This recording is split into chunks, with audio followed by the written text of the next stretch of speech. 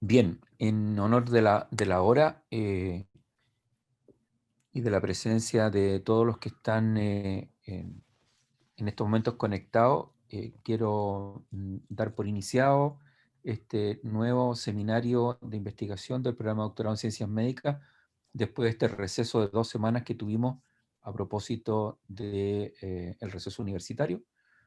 Y en esta oportunidad nos acompaña la doctora Fabiola Zambrano. Ella es de profesión médico veterinario por la Universidad Católica de Temuco y doctora en biología celular y molecular aplicada por la Universidad de la Frontera. Trabaja en el Laboratorio de Biología y Conservación Espermática de nuestra universidad y obviamente su área o disciplinar o área de interés es la reproducción. Y en esta oportunidad nos va a dar una charla sobre las redes extracelulares de los neutrófilos y su impacto en la reproducción.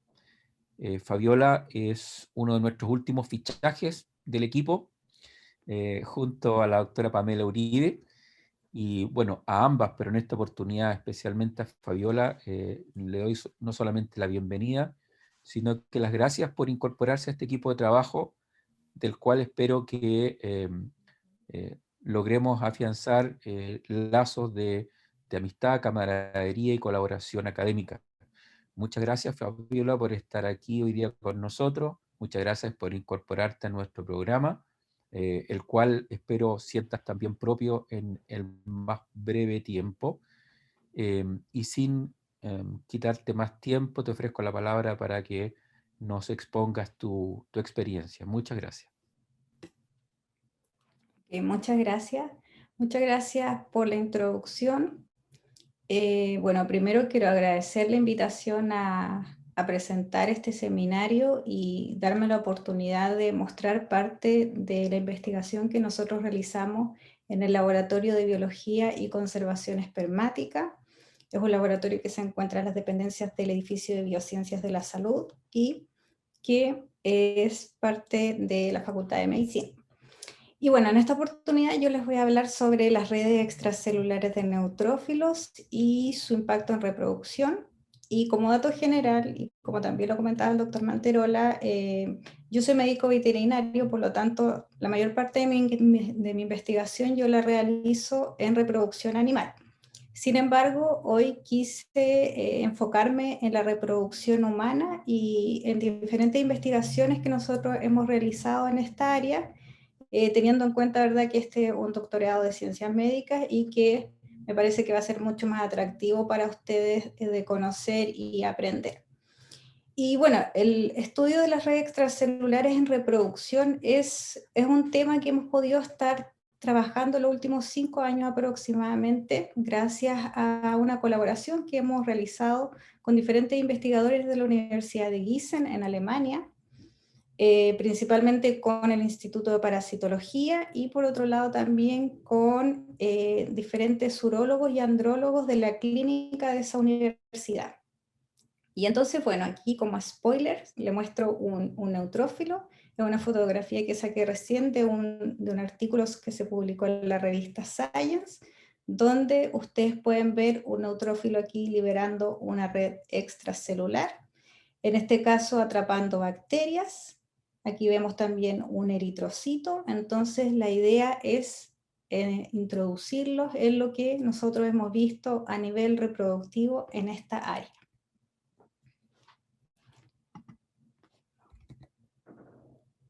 Entonces, para contextualizar el tema, sabemos que el sistema inmune es bastante amplio y está compuesto por diferentes órganos y también diferentes y múltiples tipos celulares. Dentro de ellos tenemos linfocitos, ¿cierto? Tenemos células fagocíticas profesionales como monocitos, neutrófilos, eosinófilos, y todas estas células, batería de células, van a estar enfocadas en desarrollar una respuesta inmunológica que sabemos que va a ser a través de respuestas que están bastante bien organizadas y orquestadas para defender a nuestro organismo de diferentes patógenos o diferentes microorganismos que puedan causar algún daño en nuestra salud.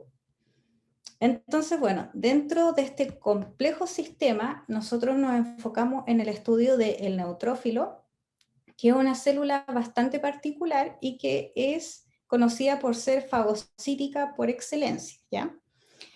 Como características generales, es una célula que se origina en la médula ósea y se madura ahí también, y en ese mismo tiempo produce diferentes proteínas antimicrobianas que son sumamente importantes para lo que vamos a ver posteriormente.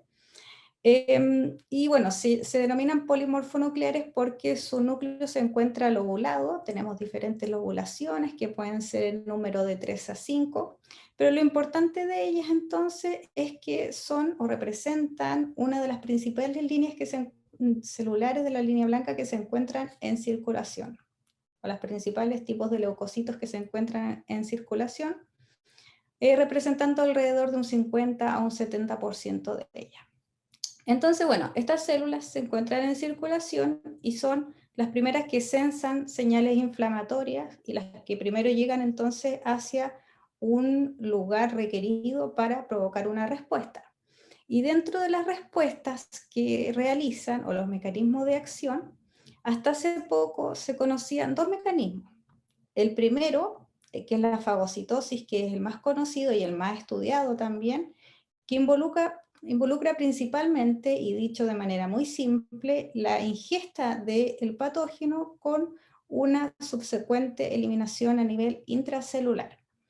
Y también tenemos la degranulación, que es otro mecanismo de acción por el cual el neutrófilo trabaja, y que básicamente se basa en que el neutrófilo libera las proteínas que se encuentran en sus gránulos citoplasmáticos y son liberadas entonces al espacio extracelular estas proteínas, y por lo tanto el patógeno también se elimina de manera extracelular.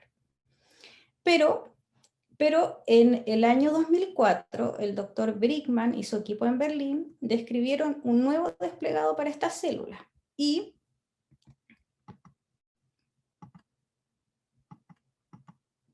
tengo un problema con el avance, ahí está, perdón.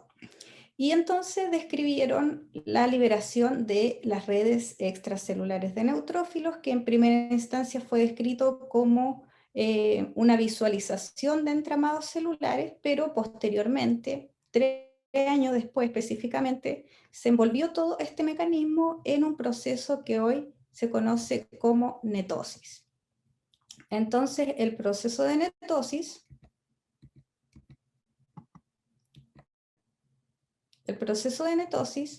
es un mecanismo bastante simpático y que en el fondo lo conocemos como desde un inicio como un proceso de muerte celular. Quiere decir que el neutrófilo, una vez que libera las redes extracelulares, finaliza con la muerte o lisis de la célula.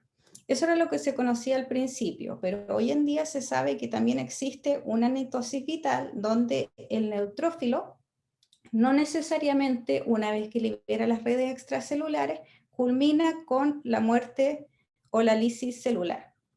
Para términos prácticos, lo que nosotros realizamos es el estudio de la netosis suicida, que es aquella que culmina con la muerte del neutrófilo, que es la que es más común y la que hemos visualizado en las muestras a nivel reproductivo. Entonces, bueno, este fenómeno se gatilla principalmente por diferentes estímulos que llegan a la célula, estímulos que pueden ser químicos, por ejemplo, como las moléculas de PMA, o diferentes mecanismos biológicos o agentes biológicos que pueden ser bacterias, virus, parásitos o hongos también. Entonces, bueno, una vez que llega el estímulo que gatilla este proceso, lo que ocurre a nivel intracelular está dado principalmente por un estallido oxidativo que va a estar dado también por esta proteína, que es la NADPH oxidasa, que va a producir una excesiva producción de especies reactivas del oxígeno.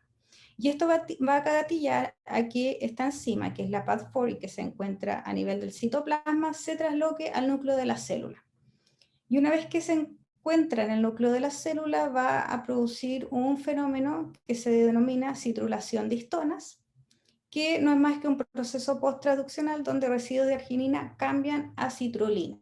Y esto promueve que haya una descondensación del núcleo de la célula y una expansión nuclear. Y una vez que se produce esta expansión nuclear, hay una disrupción de la membrana del núcleo, o sea, el núcleo se rompe.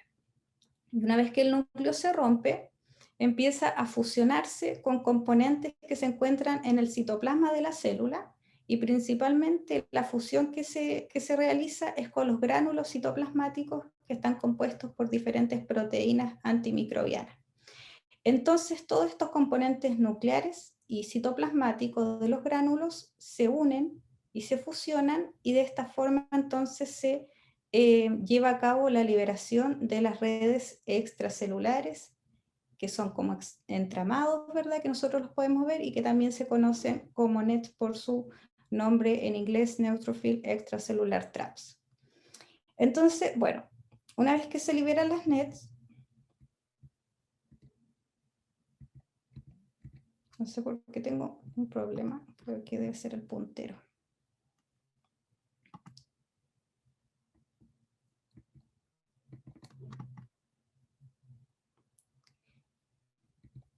Entonces, ¿qué son las NET básicamente? Este diagrama lo representa bastante bien. Son fibras de ADN que están compuestas principalmente por ADN y que están coronados con histonas, que pueden ver ustedes diferentes tipos de histonas, H2A, H2B, H3, H4, y también por diferentes proteínas de los gránulos citoplasmáticos, entre ellos, por ejemplo, la mieloperoxidasa, la neutrofilolastasa, la catepsina G, y toda esta batería de enzimas unida al ADN, entonces va a tener una función súper importante que va a ser el atrapado y neutralización de microorganismos, ¿ya? O dicho de otro modo, lo que hacen estas redes es actuar como una barrera de contención física para evitar la propagación de los microorganismos, y también entonces contribuye a disminuir el daño en los tejidos. Entonces, bueno, aquí tengo un video para que ustedes vean cómo trabajan estas redes extracelulares. Este es un parásito, un gusano del bovino. Está incubado entonces en una placa con una concentración determinada de neutrófilos. Y si se fijan ustedes de manera un poco más detallada, aquí hay unas fibras elongadas que ustedes pueden visualizar hacia allá, hay otras que van hacia allá, unas por aquí y otras por allá. Entonces, para que vean ustedes lo potentes que son en el atrapado, este parásito está tratando a través de movimientos de contracción de liberarse, ¿verdad?, de las redes extracelulares, pero se le hace imposible, ya que las NET son bastante finas, pero al ser finas también son bastante potentes y eficientes en el atrapado y en realizar esta tarea. Y esto sobre todo se da cuando el patógeno es extremadamente grande y el neutrófilo, por supuesto, se le hace imposible fagocitarlo, ¿verdad? O el proceso de granulación posiblemente sería insuficiente, entonces, por lo tanto, los neutrófilos comienzan a liberar estas redes para neutralizar a este microorganismo.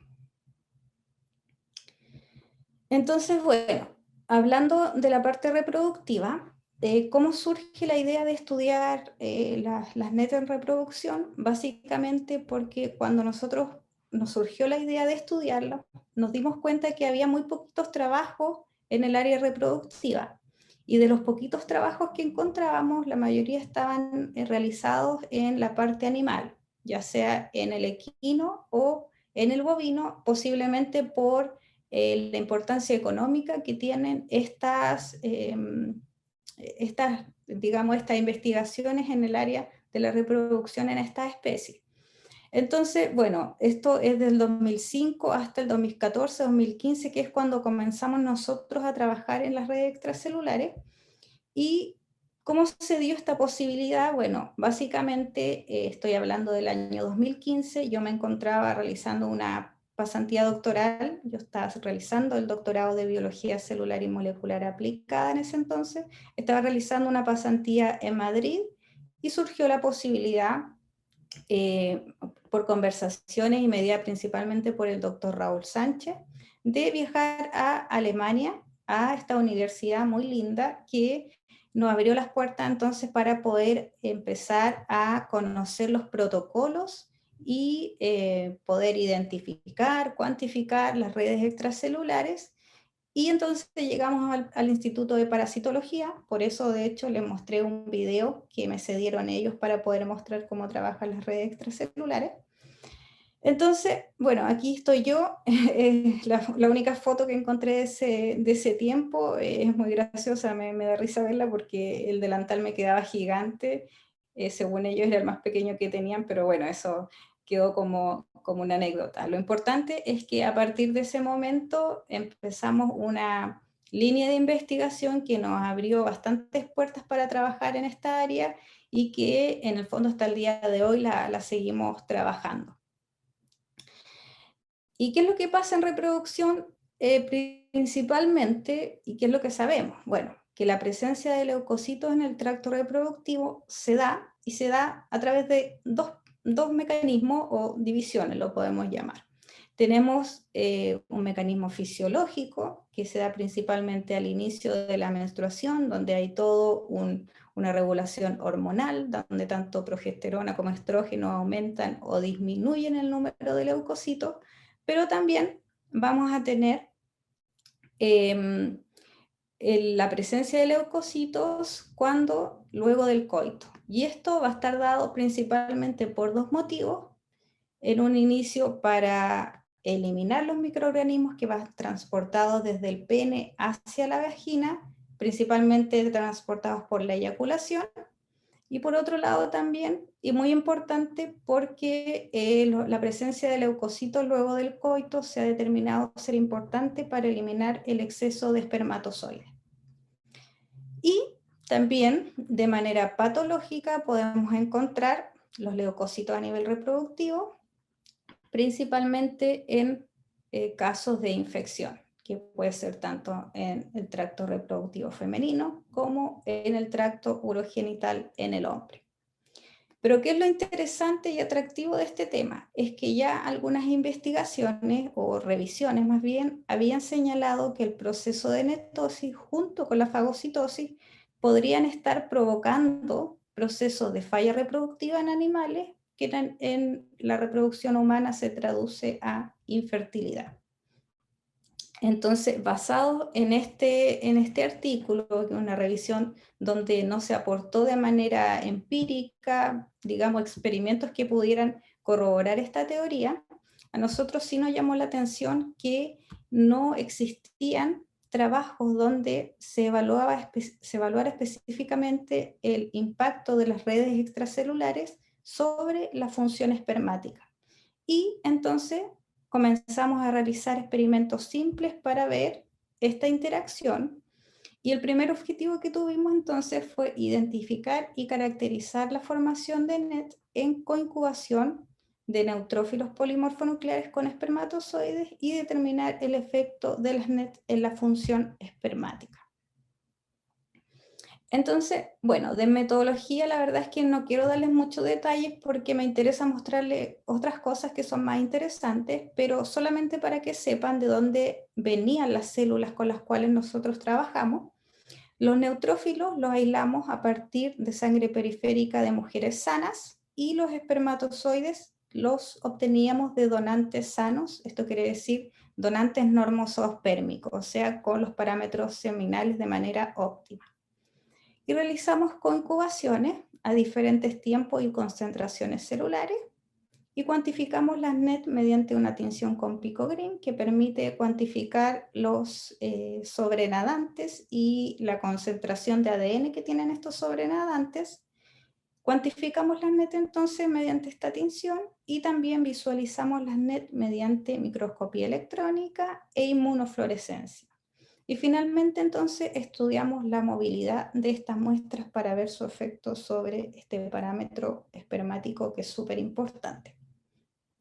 Bueno, entonces los resultados que yo les voy a mostrar son parte de un artículo que publicamos el año 2016 y que básicamente nos mostró detalles súper interesantes que nosotros la verdad es que no esperábamos encontrar.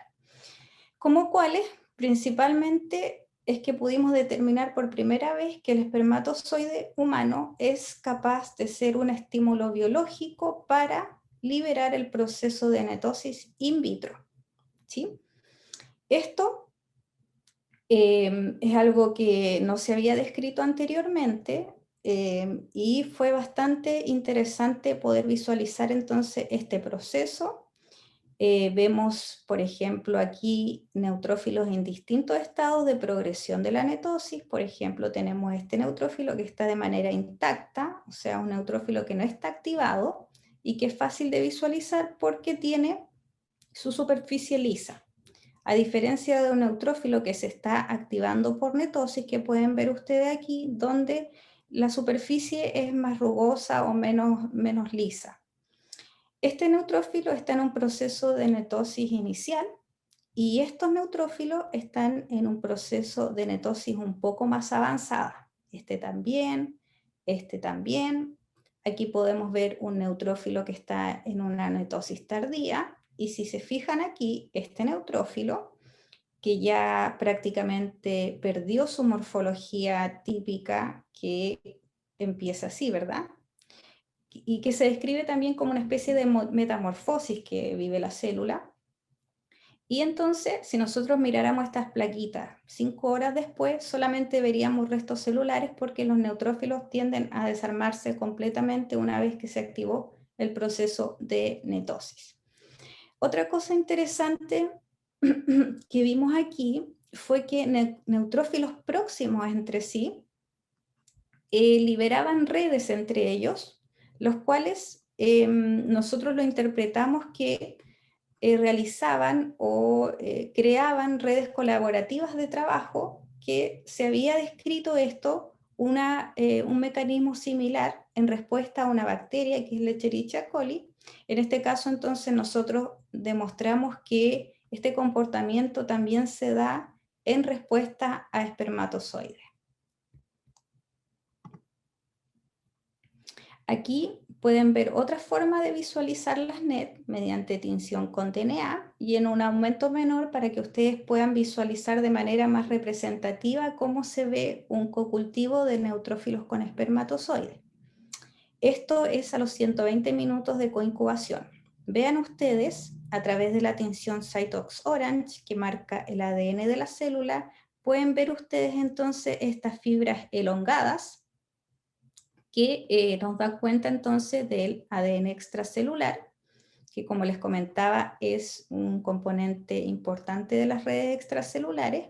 Y si se fijan, tenemos también la tinción de histonas globales que siguen el mismo patrón de tinción que el ADN y que por lo tanto también nos confirman la presencia de las estructuras de NETs. Además de ver estas estructuras elongadas, también se ven otras estructuras diferentes que se ve mejor en esta foto, que son las net difusas, que siempre yo les explico que son como unas especies de nubecitas que tiran los neutrófilos y que básicamente se quedan rodeando a la célula. Entonces aquí tenemos un neutrófilo que liberó una net difusa y ven ustedes cuántos espermatozoides está atrapando de manera simultánea. 8 o 9 espermatozoides, para que vean lo eficientes también que son en el atrapado.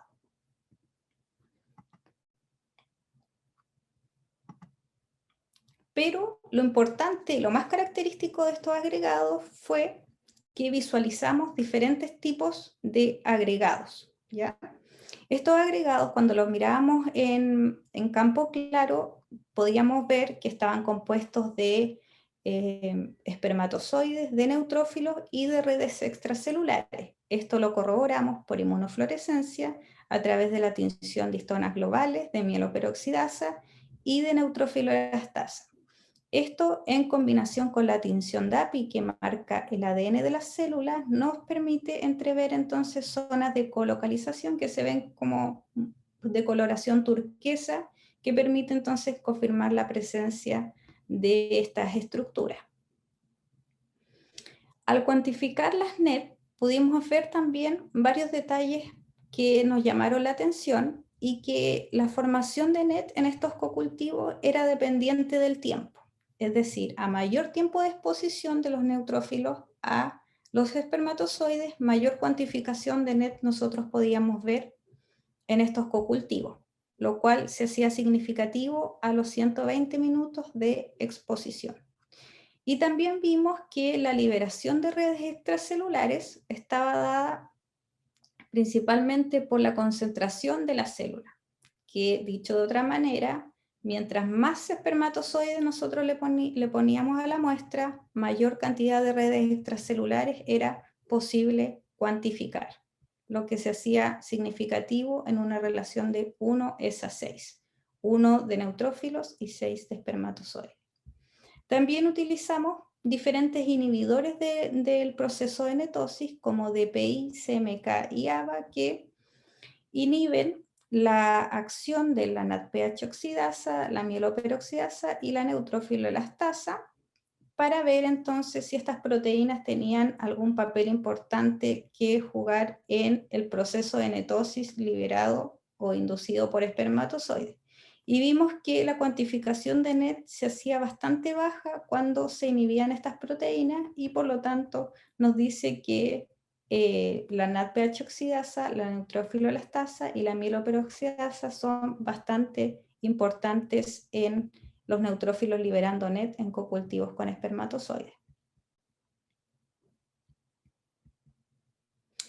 Y lo más importante que vimos en este estudio fue en relación a la movilidad de los espermatozoides, a la movilidad progresiva específicamente que, si ustedes recuerdan o si no lo saben, la movilidad progresiva es el tipo de movimiento que le permite al espermatozoide avanzar hacia adelante de manera lineal y llegar a fecundar al ovocito. Entonces es un parámetro espermático sumamente importante y es necesario que el espermatozoide conserve esto dentro de parámetros normales. Entonces lo que vimos es que la exposición a neutrófilos liberando redes extracelulares hace que disminuya de manera significativa la movilidad de los espermatozoides, lo que se hacía significativo a la primera hora de incubación, y esta tendencia se mantenía a la segunda y a la tercera hora. Luego realizamos otro trabajo donde nos enfocamos en estudiar la entrada capacitativa de calcio a la célula, que es un proceso que se requiere para la liberación del proceso de netosis y que se los voy a explicar con este dibujito. Yo les comentaba al inicio que la proteína PAD4 necesita traslocarse al núcleo para realizar la citrulación de histona y posteriormente la descondensación de la cromatina para la liberación de las redes extracelulares. Pero esta proteína necesita activarse con calcio, y el calcio viene del retículo endoplásmico, pero también se necesita una entrada capacitativa de calcio que eleve los niveles de calcio intracelular y que permita entonces activar a esta proteína. Si esta entrada capacitativa de calcio no se da, entonces el proceso de netosis no se va a producir de manera eficiente y las NET quizás, es lo que nosotros queríamos ver, se podían liberar de manera menos efectiva. Entonces nosotros quisimos bloquear la entrada capacitativa de calcio, principalmente porque vimos que en algunas investigaciones ocupaban este inhibidor para trabajar como blancos terapéuticos de algunas enfermedades, y nosotros entonces quisimos ver si al bloquear la entrada de calcio entonces mediante la proteína 2-APB éramos capaces de contrarrestar ciertos efectos perjudiciales que estábamos viendo que producían las redes extracelulares sobre los espermatozoides. Entonces realizamos cuantificación de NET al ocupar esta proteína que inhibe la entrada de calcio y por ende la liberación de redes extracelulares, y evaluamos parámetros de función espermática, como cuáles, como el test de Misona, la integridad de la membrana, la integridad del acrosoma y la integridad del ADN espermático.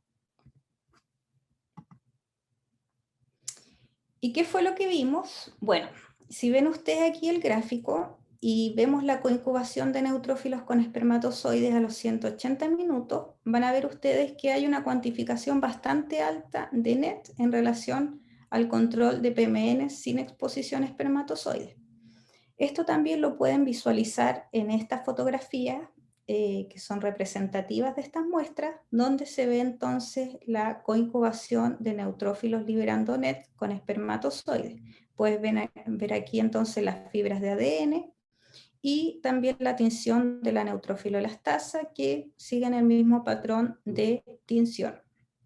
Y vean ustedes que nosotros, cuando ocupamos la molécula de 2-APB para bloquear la entrada de calcio a la célula, se ve inhibida de manera significativa la liberación de NET si comparamos estas fotos con las coincubaciones donde no se inhibió el proceso. Y si ven aquí esta barra, ve o muestra la cuantificación de redes extracelulares que fue significativamente menor a los espermatozoides que estaban incubados con los neutrófilos sin inhibir este proceso. Y otra cosa interesante que realizamos fue el test de Misona, que es poco conocido, pero es bastante interesante porque permite predecir la capacidad fertilizante de los espermatozoides. ¿Y cómo se realiza este test? Básicamente utilizamos ovocitos de descarte de algún programa de fecundación in vitro y lo que hacemos es partir las zonas pelúcidas en dos partes. Y al partirlas, entonces, estas zonas pelúcidas se dividen en dos y se cierran, se hacen bolitas. Entonces, lo que hacemos con estas zonas pelúcidas es exponerlas a diferentes espermatozoides o espermatozoides que fueron expuestos a diferentes condiciones experimentales. Y vean ustedes aquí, este es una población espermática que fue incubada con la zona pelúcida, esperamos que se agregaran o se adhieran a ella, y vean ustedes que la cantidad de espermatozoides que se logra adherir a la zona pelúcida es bastante aumentada si la comparamos con espermatozoides que fueron expuestos a neutrófilos liberando NET a los 180 minutos, que hay una caída considerable de la adhesión espermática en estas condiciones.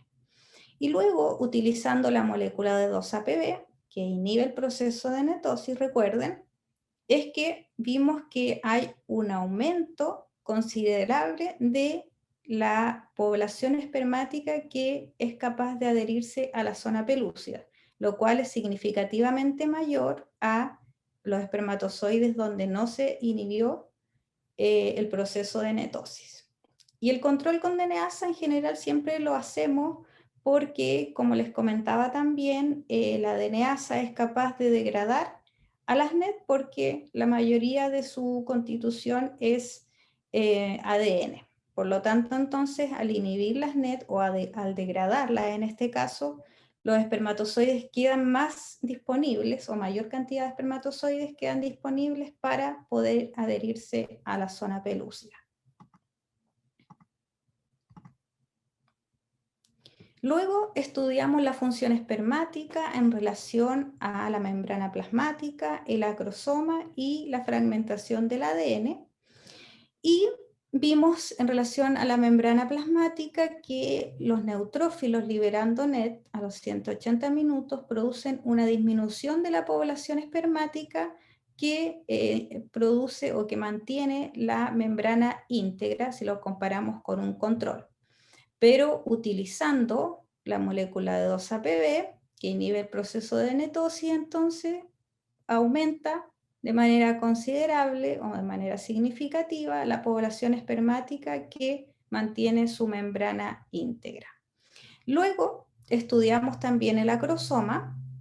El acrosoma, recordemos que es una vesícula que se encuentra en la porción apical de la cabeza del espermatozoide y es sumamente importante para el proceso de la fecundación porque está lleno de enzimas proteolíticas que lo que hace en la reacción acrosómica al espermatozoide es abrirse paso a través de la zona de las células del cúmulo, que son todas estas células que están coronando el ovocito, para poder llegar a fecundarlo. Entonces, un espermatozoide que pierde su acrosoma, pierde con ello entonces la capacidad de fecundar. Entonces, si ustedes ven el gráfico, pueden visualizar que cuando los espermatozoides son expuestos a neutrófilos liberando NET a los 180 minutos, se produce una disminución de la población espermática que tiene sus acrosomas íntegros. Sin embargo, utilizando en este caso la molécula de 2-APB que inhibe el proceso de netosis, si bien se ve un aumento en la población que mantiene sus acrosomas íntegros, este aumento no es significativo en relación a este grupo experimental. Y en relación a la fragmentación del ADN, no vimos diferencias significativas en los grupos con espermatozoides que estuvieron expuestos a neutrófilos liberando NET y aquellos que fueron incubados con la molécula de 2-APB para inhibir el proceso. Y aquí también algunas fotos para que ustedes vean los agregados que vemos a los 180 minutos, la activación por netosis de los neutrófilos y, bueno, diferentes agregados y fibras de ADN y de histonas que se pueden visualizar en estos cocultivos. Entonces, bueno, hasta ahora lo que yo les he mostrado es parte de experimentos que hemos realizado de forma in vitro y que básicamente son condiciones experimentales de muestras que no fueron patológicas, sino que creamos entonces las condiciones para juntar neutrófilos con espermatozoides. Pero ¿qué pasa cuando efectivamente ocurre una infección y se produce este encuentro entre neutrófilos y espermatozoides de manera espontánea en la fisiopatología de alguna infección? Bueno, eso es lo que hemos estado viendo últimamente y enfocados básicamente en lo que pasa a través del epidídimo. El epidídimo, recordemos que es un órgano sumamente importante para el proceso de fertilidad porque está encargado tanto del transporte como almacenamiento y maduración espermática, ¿sí? Y también es un problema de salud pública porque una de las causas más comunes de inflamación intraescrotal en hombres. Además, si miramos algo de estadística, relacionado también a esto mismo, podemos decir que el 50% de los casos de infertilidad se deben a factor masculino. Y dentro de ellos, el 15% representa infecciones del tracto urogenital. Y cuando hablamos de infecciones del tracto urogenital, ya sea de las glándulas accesorias o del epidídimo, evitablemente vamos a hablar, ¿verdad?, de aumento de leucocitos inflamatorios en el tracto urogenital, lo cual ha estado ampliamente descrito que produce alteración de la función espermática. Básicamente, dado por las especies reactivas del oxígeno que liberan y también las proteasas que son parte de estos leucocitos y que son liberados y que posiblemente entonces producen una alteración en la función del gameto masculino.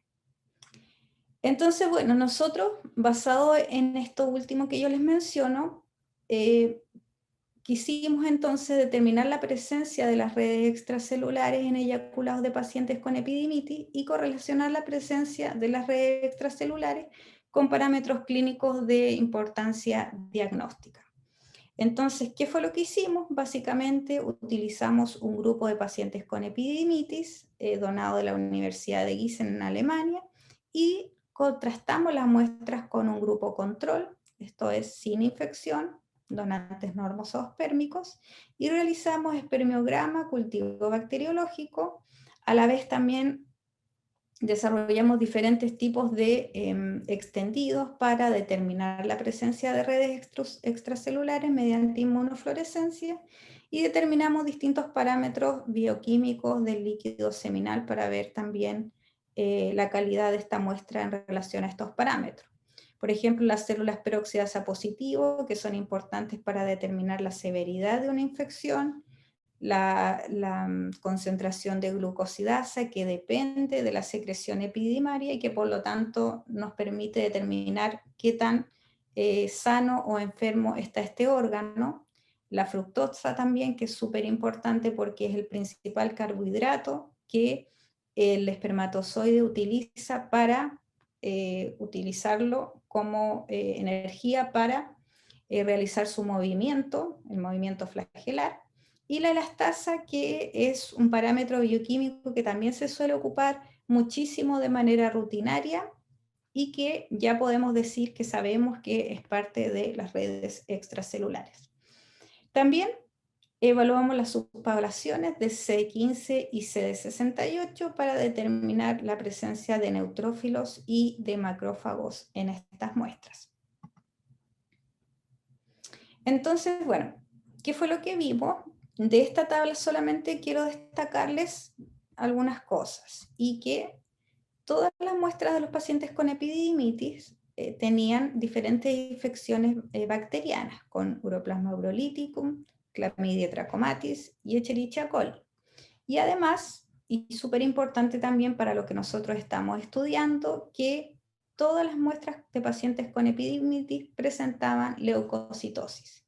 La leucocitosis está definida por presentarse mayor de 1 millón de leucocitos por ml de plasma seminal, esto según los criterios vigentes de la Organización Mundial de la Salud, lo cual entonces se determina que las muestras tenían leucocitoespermia.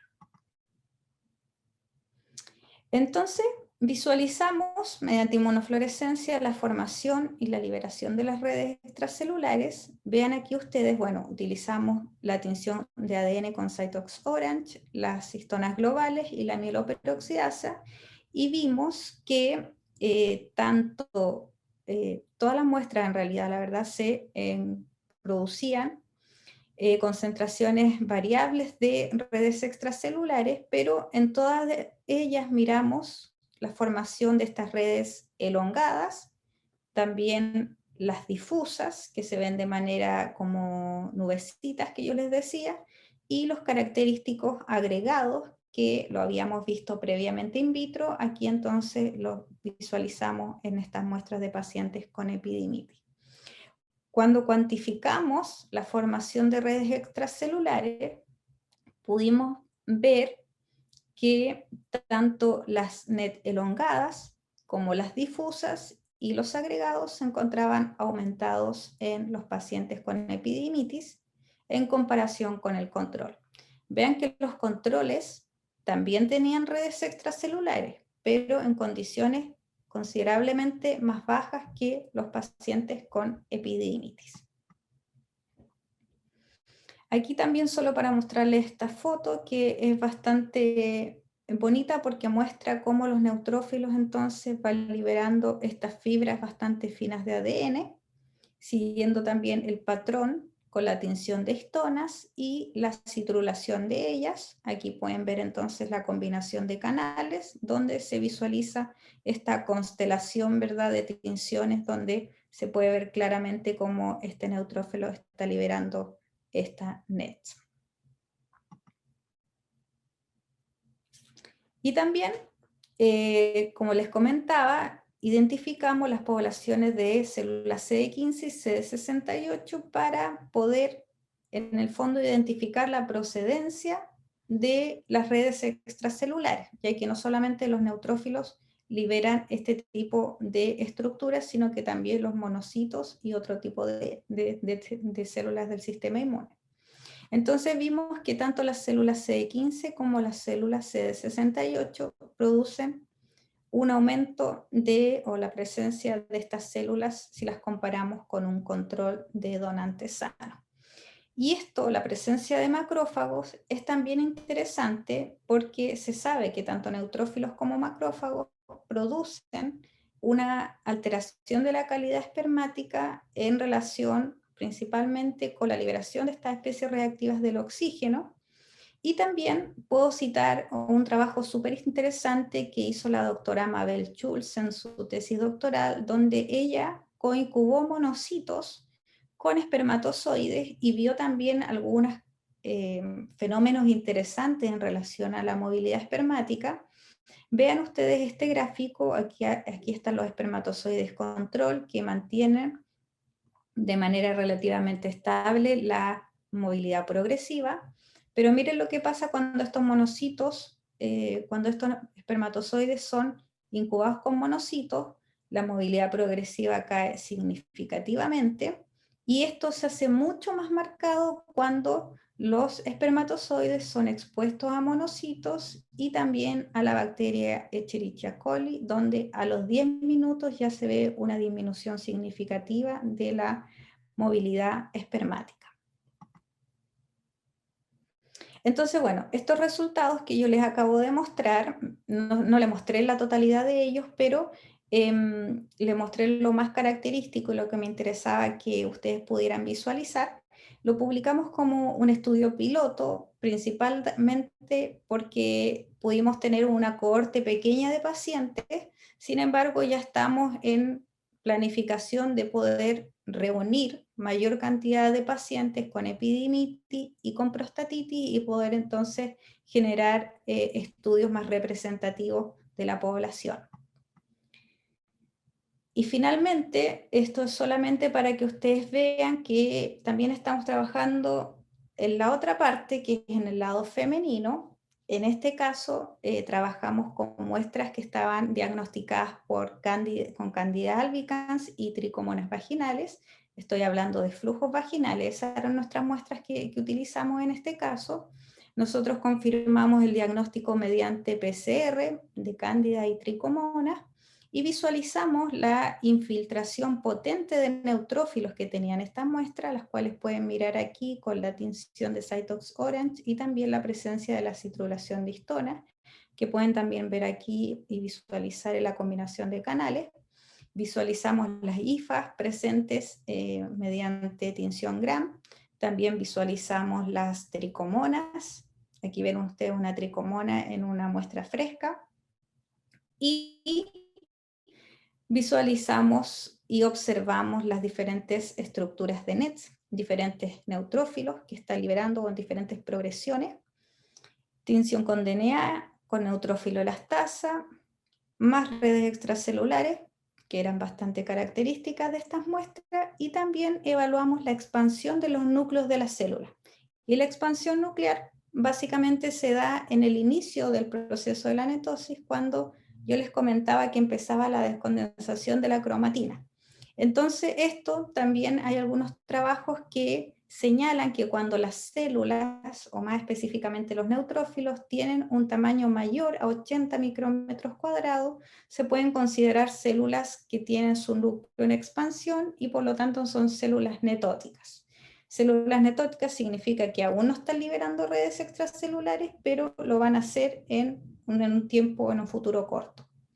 Y vean ustedes aquí que la expansión nuclear de las muestras con Candida albicans y tricomonas vaginales son mucho más altas que los controles que nosotros utilizamos en este trabajo. Y ya para finalizar entonces, algunas consideraciones finales que me gustaría que las recordaran de esta presentación, y es que el espermatozoide humano constituye un estímulo biológico in vitro para generar el proceso de netosis, el cual es dependiente del tiempo de exposición y de la concentración de los neutrófilos polimorfonucleares que se coincubaban. También el proceso de netosis en neutrófilos conjugados con espermatozoide es altamente dependiente de neutrófilo elastasa, mieloperoxidasa y NADPH oxidasa. Además, las NET producen disminución de la movilidad progresiva, también producen daño acrosómico y también integridad o pérdida de la integridad de membrana de los espermatozoides. Otra cosa también que quiero que recuerden es que las muestras espermáticas provenientes de pacientes con epididimitis producen mayor cantidad de redes extracelulares, y esto eventualmente podría explicar la disminución de la calidad espermática. Además, una respuesta elevada de la formación y liberación de NET es un aspecto que debe considerarse a nuestro criterio, junto con la fagocitosis en estudios de entorno uterino y en el avance de los espermatozoides en el tracto reproductivo femenino. Y también la detección de las redes extracelulares puede tener un valor diagnóstico en diferentes patologías reproductivas, tanto en el área o en la parte femenina como en el hombre. Y finalmente, bueno, quiero mostrarles el grupo de laboratorio. Aquí se encuentra el doctor Raúl Sánchez, que es la voz oficial de nuestro laboratorio. Aquí está el doctor Carlos Hermosilla, de la Universidad Justus Liebig University, de la Universidad de Alemania, con quien trabajamos. Bueno, él es parasitólogo y nosotros llegamos ahí a revolucionar un poco el esquema con las muestras espermáticas y todo lo que conlleva el trabajo con muestras humanas. También está, bueno, la doctora Pamela Uribe, que trabaja también en esta área, el doctor Rafael Burgos, que también tenemos una colaboración con él, que él es de la Facultad de Medicina de la Universidad Austral. Ahí está un poco escondida la doctora Mabel Schulz, que ella es una colega con la que hemos trabajado específicamente en el área de las redes extracelulares y con la cual también hemos compartido algunas pasantías en el extranjero. Y bueno, finalmente presentarle aquí el grupo de urólogos y andrólogos de la clínica de la Universidad de Gießen con los que hemos podido trabajar y quienes nos han pasado estas muestras, donado las muestras de pacientes con epididimitis para realizar estos estudios, y también la tecnólogo médico Angélica Melo, con quien trabajamos la parte de flujos vaginales patológicos, que es del laboratorio de inmunoparasitología también del edificio de biociencias, que en realidad somos vecinos.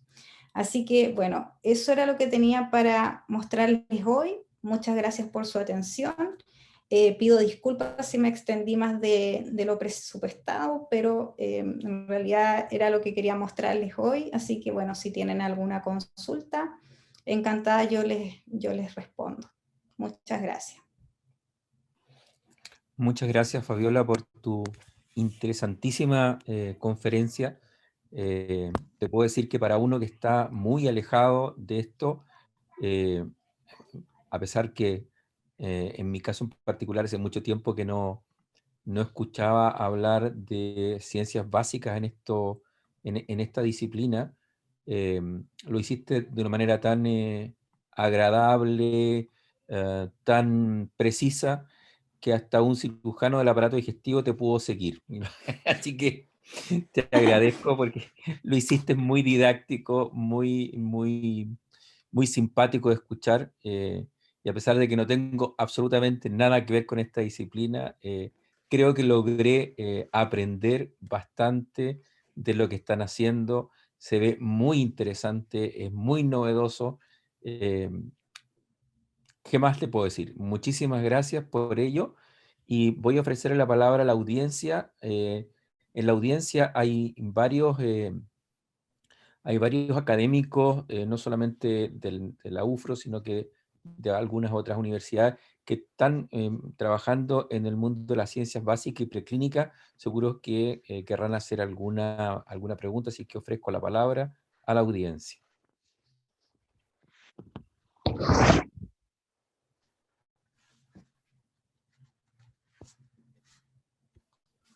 Tenemos algunos estudiantes de doctorado que también son inicialmente de las ciencias básicas.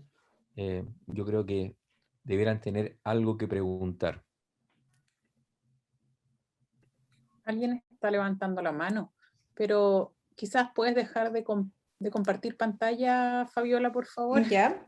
porque así nos vemos las caras todos, es más Muy amigable. bien. Ahí Gracias, está. Fabiola. Bueno, aprovechando que hablé, a pesar de que alguien levantó la mano, voy a tomar la palabra de forma muy autoritaria, saludarlos a todos.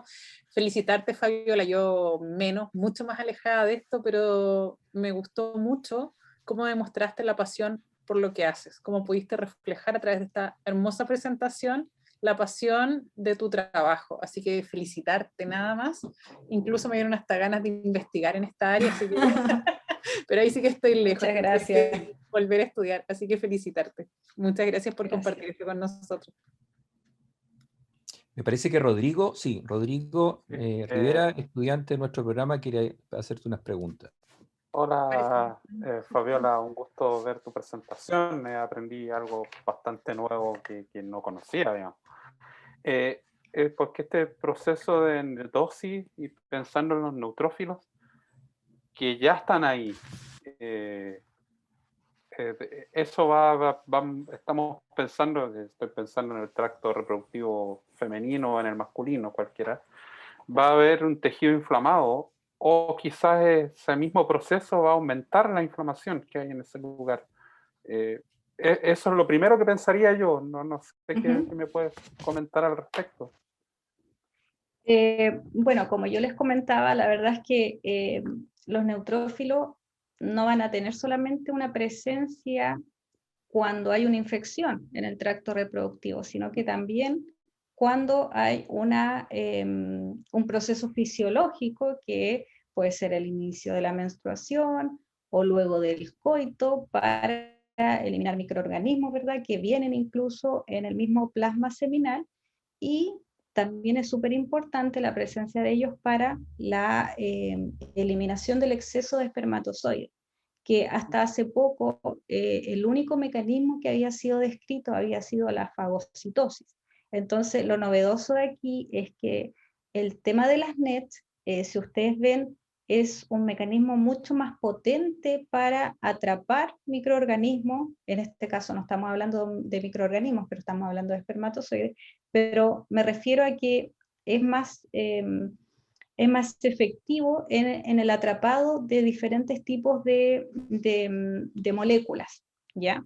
Entonces, en este caso, es de esperar que los neutrófilos ocupen esta estrategia de acción para, si requieren eliminar espermatozoides, en este caso, poder hacerlo de manera mucho más eficiente a como lo podrían hacer mediante un proceso de fagocitosis. Y después tenemos luego, cuando hay un proceso infeccioso, que ahí la respuesta es mucho más aumentada, ¿verdad? Y donde también tenemos diferentes tipos de moléculas, interleuquinas inflamatorias, etcétera, que van a ser mucho más tóxico ese microambiente para los espermatozoides y que por lo tanto la calidad espermática se va a ver mucho más afectada. Pero mi duda en este proceso de netosis, porque tú me hablabas de la netosis suicida, ¿cierto? Pero no hay una lisis celular, ¿o sí la hay? Sí, claro, porque si entendemos que la muerte celular está dada por la pérdida de la integridad de la membrana, tenemos que la netosis, en el caso que yo les mostré, es una netosis suicida. Pero también es importante mencionar que años después que se descubrió esta netosis suicida, surgió este mecanismo donde el neutrófilo no muere, sino que queda vivo. Y eso es súper interesante porque el ADN que se libera, ustedes dicen, ¿de dónde viene? Si lo pierde del núcleo. No, este ADN viene se origina de ADN mitocondrial y se libera a través de vesículas. Entonces, la pérdida de membrana o de la integridad de membrana del neutrófilo en este caso no sucede. Ok. Gracias, Fabiola. De nada. Gracias por tu pregunta, Rodrigo, y por la respuesta, Fabiola. Está pidiendo la mano Edgar Játiva, pediatra, también estudiante de nuestro programa. Edgar. Muy buenas tardes, un gusto saludar, estimado Carlos, y a todos los compañeros y estudiantes del posgrado. Y primero quiero felicitar por lo fascinante, extraordinario de la conferencia de Fabiola. Es compenetrarse el micromundo en la microscopía electrónica y, en fin, aspectos tan fundamentales hoy en la vida de los seres humanos. Yo tengo una fase que conozco y por la que quisiera preguntar. Las parotiditis, es decir, los llamados paperas. Nosotros decimos aquí paperas. En Ecuador no sé cómo lo dicen allá en Chile, pero la parotiditis es una infección que provoca en los niños en la infancia, casi con mayor frecuencia. Y una de las complicaciones fundamentales es precisamente la epididimitis. Te estaba escuchando que esa era una de las razones por la cual se puede producir en el hombre infertilidad y que actuaban con un proceso obviamente en la zona de recolección espermática que es el epidídimo. en donde se almacena y se desarrolla, se maduran los espermatozoides. ¿Cuál es la acción o el proceso de la reacción inflamatoria que destruye finalmente a los espermatozoides o destruye diríamos ahí un poco todo el tubo epididímico, o cuál es la explicación para poder entender la esterilidad que se produce en los niños y que posteriormente tiene el hombre adulto? Claro, bueno, es interesante lo que menciona porque en realidad no es tan común el tema de la epididimitis en niños. Yo lo que he leído es más común en jóvenes porque la infección en general suele darse de manera que se origina de una infección ascendente, ¿verdad? Retrógrada, desde la uretra hacia el epidídimo. Pero la reacción inflamatoria está basada principalmente en la migración tanto de neutrófilos como de macrófagos en el caso de la epididimitis. Y bueno, se sabe que todas estas células tienen efectos bastante importantes y bastante dañinos en la espermatogénesis y en la calidad espermática, principalmente por la liberación de especies reactivas del oxígeno, que en el fondo lo que van a hacer el factor clave o lo que hace principalmente es la disminución de la movilidad espermática, también produce la disminución del ATP de los espermatozoides, que le va a impedir entonces posteriormente generar el movimiento, y también hay alteración del aparato contráctil del flagelo.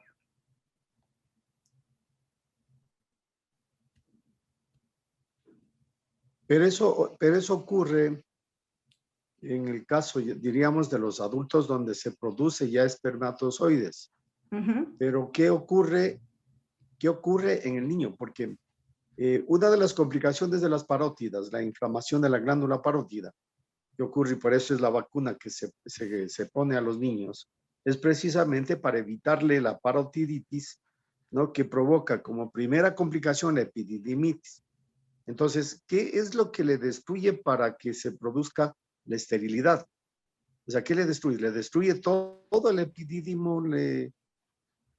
¿Cómo es el proceso ahí? La verdad es que esa ayudar, infección en particular no es parte de la especialidad exacta de lo que yo trabajo, pero lo que yo puedo suponer es que en general, una vez que es sanada la persona o el niño, puede tener alguna complicación que se genera o se describiría como un proceso de cronicidad, donde existe un proceso inflamatorio recurrente que no cesa y que por lo tanto las células que están migrando hacia ese sector van a producir daño en la mucosa, ¿verdad? Va a producir daño en las células del epidídimo, que están encargadas de producir diferentes proteínas, como la glucosidasa, que es súper importante para que el espermatozoide pueda obtener la energía. Entonces, es un caso en particular que la verdad sería digno de estudiar, y de hecho es toda una línea de investigación que puede salir de ahí, porque si se pueden estudiar esos casos o esos niños que tienen esas complicaciones y poder ver que a lo mejor están teniendo una respuesta inflamatoria que podría ser quizás llevada a una cronicidad y que posteriormente entonces no puedan recuperar la fertilidad, podría ser toda una línea de investigación que se pueda estudiar y investigar a fondo. Gracias, Fabiola. De nada. Muchas gracias, Fabiola. Emmanuel, también pediatra y estudiante del programa, está pidiendo la palabra.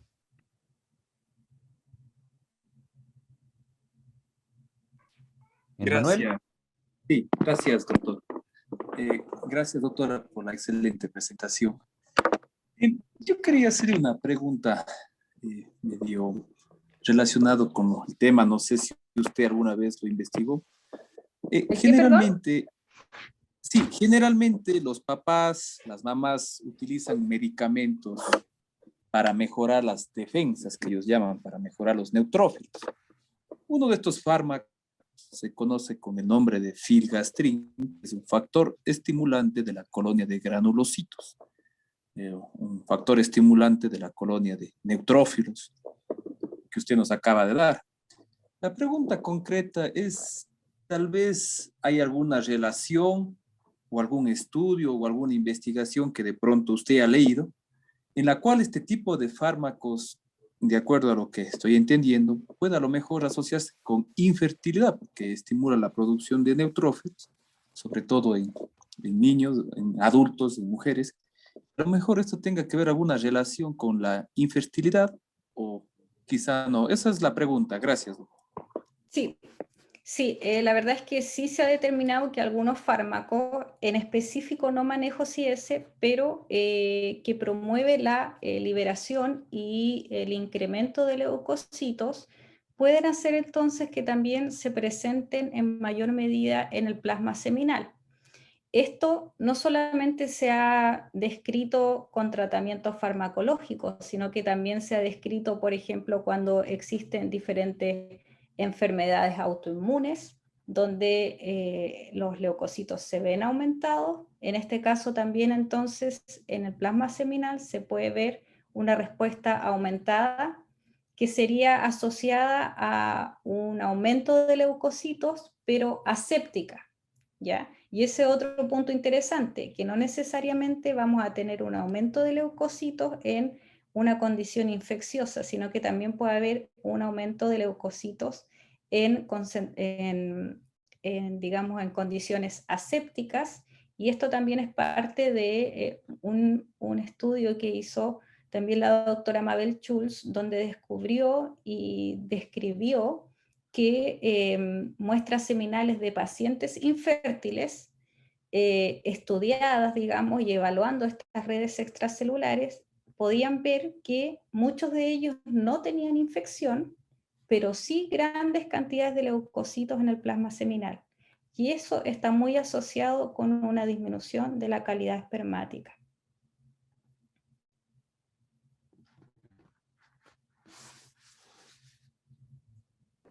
Gracias, doctora. Gracias por tu pregunta, Manuel, y por la De respuesta, nada. Fabiola. Quizás no tenga mucho que ver, pero de estas cosas que uno se empieza a acordar a propósito de las preguntas, la discusión, ¿tiene alguna relación? Porque alguna vez creo que se discutió la posibilidad de que estos NET pudieran tener algo que ver con abortos a repetición o incluso fenómenos eclámpticos o preeclámpticos, o estoy Sí, muy... sí, tiene que ver mucho y básicamente es por lo mismo, porque en realidad lo que pasa con los leucocitos es que atraen también muchas interleuquinas, citocinas inflamatorias, ¿cierto? Y esto hace que el microambiente uterino sea poco saludable para una posible, por ejemplo, implantación, ¿ya? Entonces de ahí un poco que se relaciona la presencia de las redes extracelulares con procesos de aborto o de preeclampsia, por esta respuesta aumentada o exacerbada que generan una vez que se liberan, llamando, digamos, a toda la batería de interleuquinas, interferones que promueven estas respuestas inflamatorias, que exacerban esto entonces y que en el fondo hacen poco propicio el microambiente para una futura implantación y también para el crecimiento de un feto. Muchas gracias, Fabiola. Sí que ofrecía la palabra. Les recuerdo, por favor, antes que se me olvide a mí también, hay un link que les hemos pedido siempre en estos seminarios, que tengan la amabilidad de contestar, porque es de satisfacción usuario, y esto, la información que ustedes depositen ahí nos permite también mejorar los temas, los procesos, y la idea es esa, que nos vayamos perfeccionando con estos seminarios a medida que vaya pasando el tiempo. Así que, por favor, no se olviden de completarlo antes de cerrar la sesión. Ofrezco la palabra a la audiencia. tenemos una ginecóloga por ahí.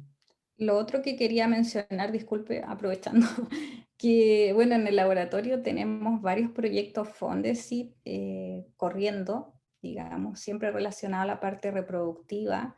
En mi caso, yo estoy trabajando actualmente en vacas lecheras y viendo todos los procesos de infertilidad, de vacas repetidoras, qué sé yo, que se producen, y estudiando la función espermática, siempre me enfoco en eso.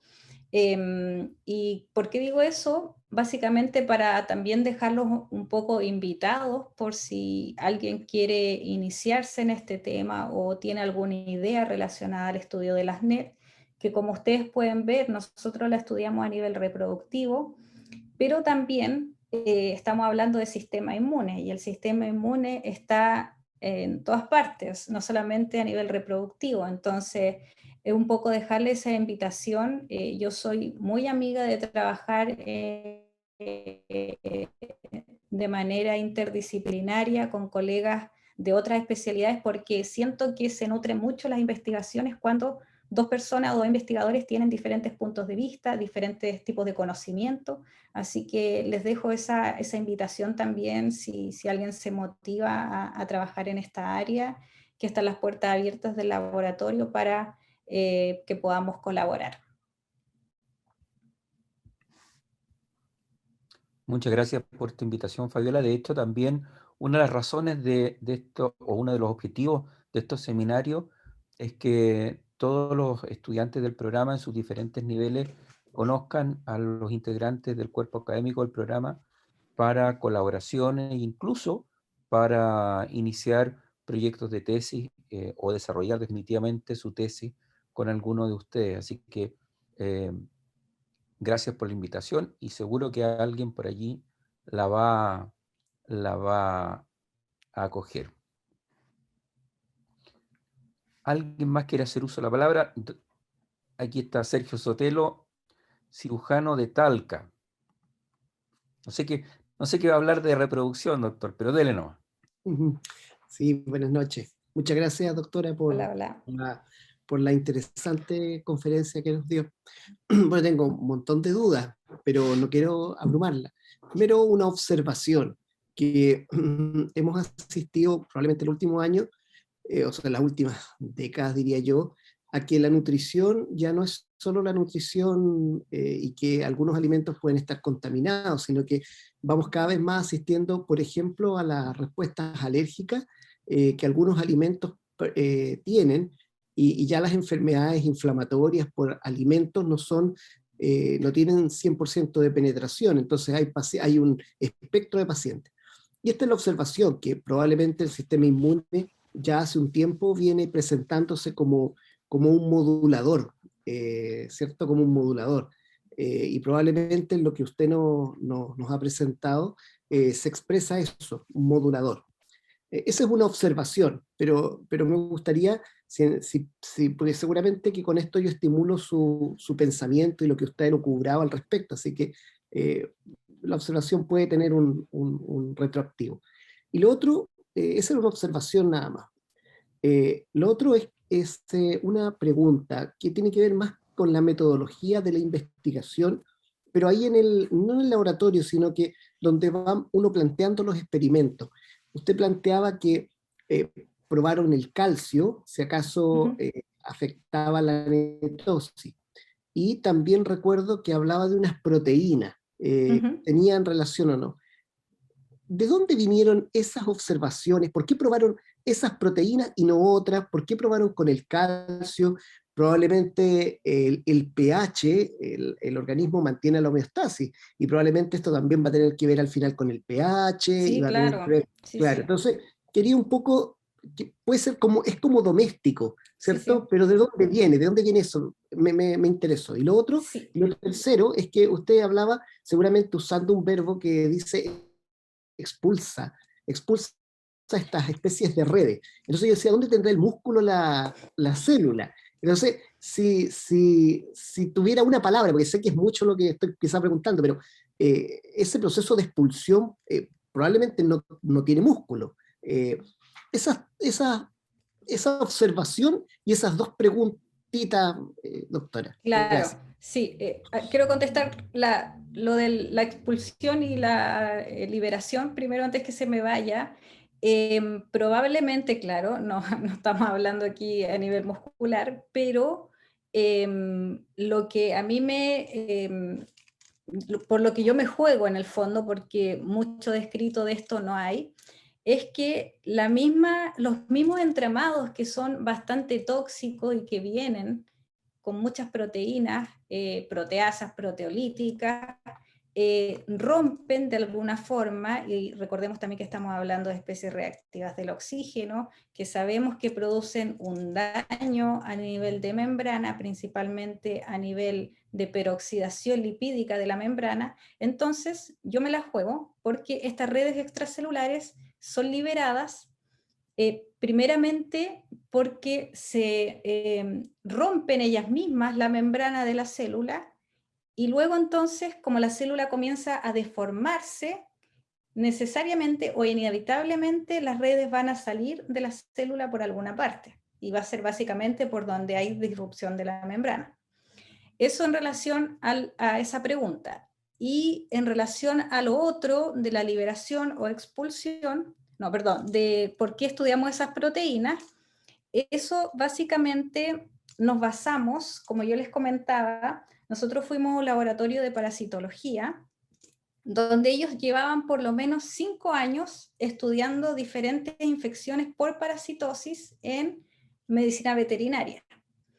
Entonces nosotros nos tomamos de las primeras investigaciones que realizaron ellos, basados en que en reproducción había muy poco estudiado. Entonces nosotros queríamos ver si de verdad se estaba respetando de que este proceso de netosis estaba involucrando las proteínas más importantes que podemos ver en este proceso que había sido descrito como tener estos diferentes puntos a nivel intracelular. Entonces, por eso nosotros tomamos las investigaciones iniciales que tenían ellos en la parte parasitaria y llevamos todos esos protocolos a la parte reproductiva.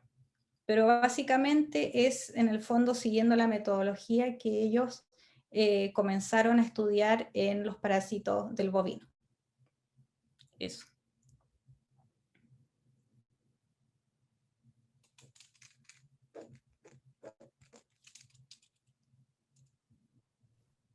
Muchas gracias. Muchas gracias, doctora. De nada. ¿Alguien Bueno. más quiere hacer alguna consulta? Si no, para ir cerrando. Buenas tardes, gracias Fabiola. Yo creo que, bueno, felicitarle por la excelente presentación. Sin duda, el conocer, digamos, todo el trabajo investigativo que ustedes realizan abre un sinnúmero de ideas, ¿no? que pueden surgir y demás. Así es que, nada, mi comentario solamente es felicitarle y, bueno, agradecerle por su exposición y bueno, yo creo que van a ir surgiendo algunas ideas de futuros proyectos de investigación. Muchas gracias. Espero. Muchas gracias. Bien, vamos cerrando. Entonces, agradecerles a todos los asistentes una vez más. Espero que haya sido un momento de intercambio, de conocimiento y colaboración académica para todos los presentes.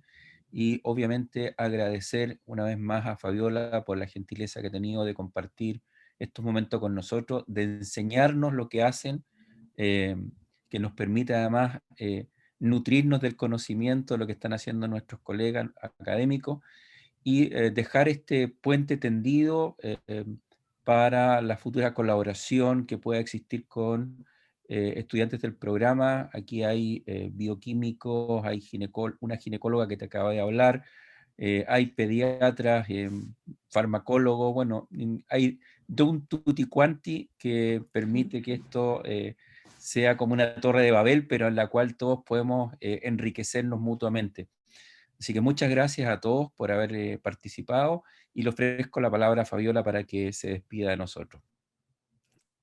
Bueno, yo quiero agradecerles también por conectarse y escuchar lo que nosotros realizamos en el laboratorio. Le comentaba al doctor Manterola también y a Tamara, que para nosotros también es una buena instancia el poder transmitir lo que realizamos en el laboratorio, porque en general siempre estamos encerraditos ahí trabajando y básicamente lo que hacemos lo publicamos en un artículo, pero muchas veces las personas que están cerca de nosotros, que trabajan en la misma universidad, no se enteran de lo que estamos haciendo. Entonces, en ese sentido, creo que estos seminarios son una excelente instancia para poder mostrar nuestro trabajo y, como les comentaba, poder también tratar de hacer algunas colaboraciones o comenzar trabajos interdisciplinarios que siempre son bastante productivos. Así que nada, solamente agradecerles su presencia y encantados de conocerlas también.